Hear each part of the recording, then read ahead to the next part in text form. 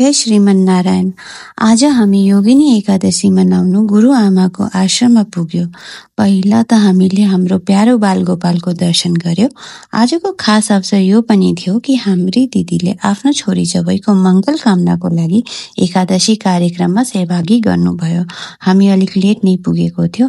त्यति बेलासम्म आश्रममा धेरै नै भक्तहरूको जमघट लागि नै सकेको थियो। आजको दिन श्रीमन्नारायणको ऊर्जा र आध्यात्मिक आनन्दले भरिएको थियो। पूरा आश्रम भक्तिले गुन्जमान थियो।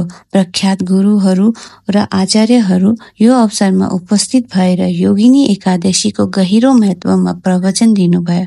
यस्ता प्रबुद्ध व्यक्तिको सानिध्यमा रहनु पाउँदा आफूले धेरै नै भाग्यमानी सम्झिरहेको थियो। आदरणीय गुरु र आचार्यहरूले बिदा लिएपछि भजन कीर्तनको कार्यक्रमले झनै वातावरणलाई रमाइलो बनाइदियो। गुरु श्री चक्रपाणी महाराजले यति राम्रो भजन र प्रवचन दिनुभयो कि भक्तहरूलाई धेरै नै आनन्द आयो। एकादशी आजको दिन माथिबटी गुरुहरूको दर्शन सुनमा सुगन्ध भए जस्तै नै थियो।